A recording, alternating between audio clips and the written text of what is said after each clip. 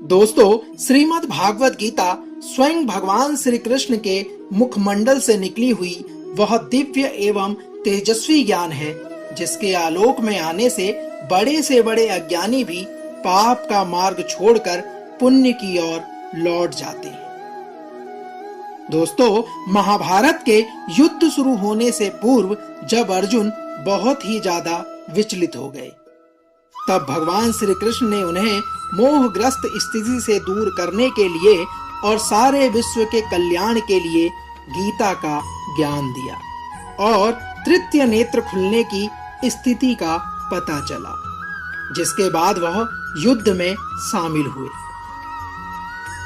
दोस्तों, गीता में कुल 18 अध्याय हैं और सभी के सभी अध्याय अपने आप में एक विषय, वस्तु और दिव्य ज्ञान को समेटे हुए हैं।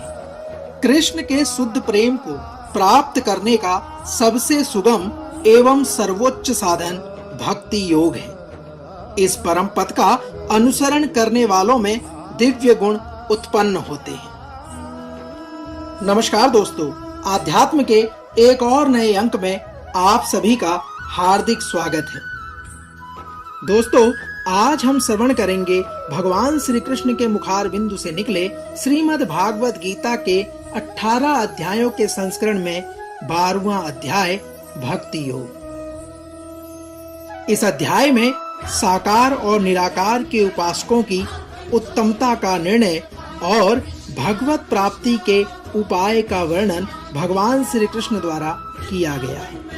दोस्तों, कल हमने भगवान श्री कृष्ण के वैभव रूप का दर्शन किया, जिसमें भगवान श्री कृष्ण ने अर्जुन को अपने वैभव रूप दिखाकर उनके मोह को भंग किया।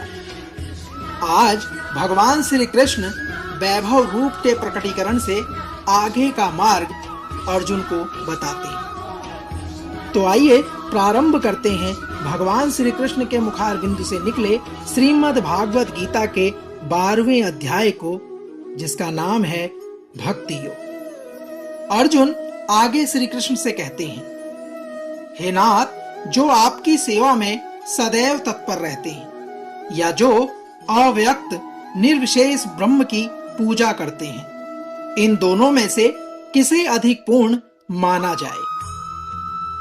भगवान श्री कृष्ण अर्जुन से कहते हैं कि जो लोग अपने मन को मेरे साकार रूप में एकाग्र करते हैं और अत्यंत श्रद्धा पूर्वक मेरी पूजा में सदैव लगे रहते हैं, वे मेरे द्वारा परम सिद्ध माने जाते हैं। कृष्ण कहते हैं, लेकिन जो लोग अपनी इंद्रियों को वश में करके तथा सबों के प्रति संभाव रखकर परम सत्य की निराकार कल्पना के अंतर्गत उस अव्यक्त की पूरी तरह से पूजा करते हैं, जो इंद्रियों की अनुभूति से परे है, सर्वव्यापी है, अकल्पनीय है, अपरिवर्तनीय है, अचल तथा ध्रुव है, वे समस्त लोगों के कल्याण में संलग्न रहकर अत्यंत मुझे प्राप्त कर सकते हैं। जिन लोगों के मन में परमेश्वर के अव्यक्त निराकार स्वरूप की प्रति आसक्त है, उनके लिए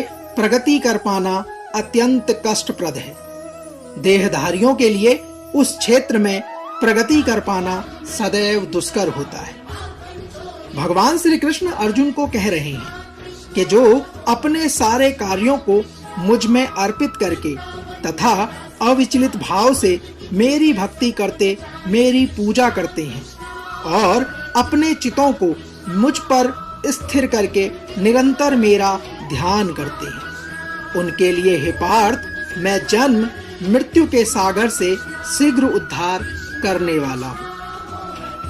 हे अर्जुन, मुझ भगवान में अपने चित्त को स्थिर करो और अपनी सारी बुद्धि मुझ में लगाओ। इस प्रकार तुम निसंदेह मुझ में सदैव वास करोगे। भगवान श्री कृष्ण कहते हैं, हे अर्जुन, हे धनंजय, यदि तुम अपने चित्त को अविचल भाव से मुझ पर स्थिर नहीं करते, तो तुम भक्ति योग के विधि विधान का पालन करो। इस प्रकार तुम मुझे प्राप्त करने की चाह को उत्पन्न कर सकते हो। यदि तुम भक्ति योग के विधि विधानों का अभ्यास भी नहीं कर सकते तो मेरे लिए कर्म करने का प्रयत्न करो, क्योंकि मेरे लिए कर्म करने से तो पूर्ण अवस्था को प्राप्त होंगे। यहाँ भगवान श्री कृष्ण अर्जुन को कर्म करने का मार्ग प्रदान कर रहे हैं।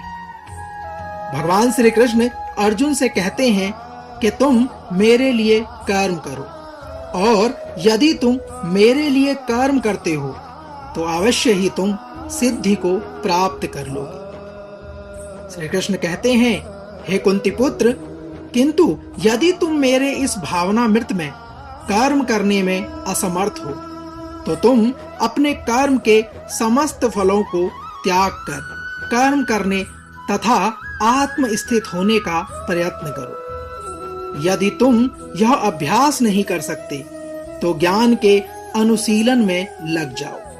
लेकिन ज्ञान से श्रेष्ठ ध्यान है, और ध्यान से भी श्रेष्ठ है कर्म फलों का परित्याग, क्योंकि ऐसे त्याग से मनुष्य को मन की शांति प्राप्त हो जाती है। भगवान श्री कृष्ण अर्जुन से कहते हैं कि जो मनुष्य किसी से द्वेष नहीं करता लेकिन सभी जीवों का दयालु मित्र है, जो अपने को स्वामी नहीं मानता और मिथ्या अहंकार से मुक्त रहता है, जो सुख दुख में समभाव रहता है, वह सहिष्णु है और सदैव वह आत्मसंतुष्ट रहता है, वह आत्म संयमी है तथा जो निश्चय के साथ मुझ में मन तथा बुद्धि को स्थिर करके भक्ति भाव में लगा रहता है, ऐसा भक्त भगवान श्री कृष्ण कहते हैं कि वो मुझे अत्यंत प्रिय है।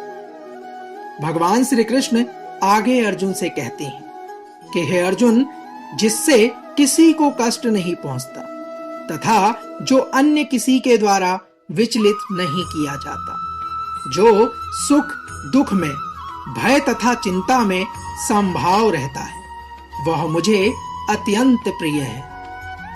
हे अर्जुन, मेरा ऐसा भक्त जो सामान्य कार्यकलापों पर आश्रित नहीं है, जो शुद्ध है, दक्ष है, चिंता रहित है और समस्त कष्टों से रहित है, किसी फल के लिए वह कभी प्रयत्नशील नहीं रहता, वह मुझे अतिशय प्रिय है। हे अर्जुन, जो ना कभी हर्षित होता है और ना शोक करता है, जो ना कभी पछताता है और ना इच्छा करता है, तथा जो शुभ तथा अशुभ दोनों प्रकार की वस्तुओं का परित्याग कर देता है, ऐसा भक्त मुझे अत्यंत प्रिय है।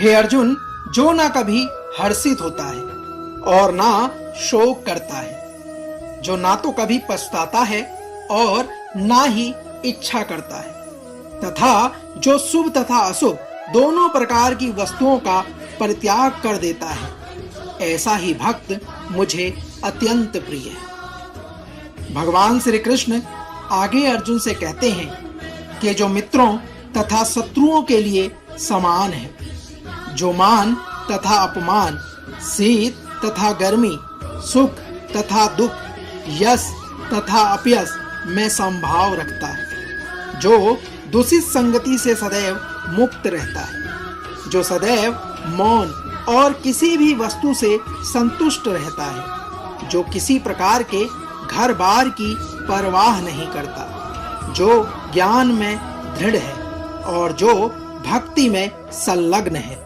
ऐसा पुरुष मुझे अत्यंत प्रिय है।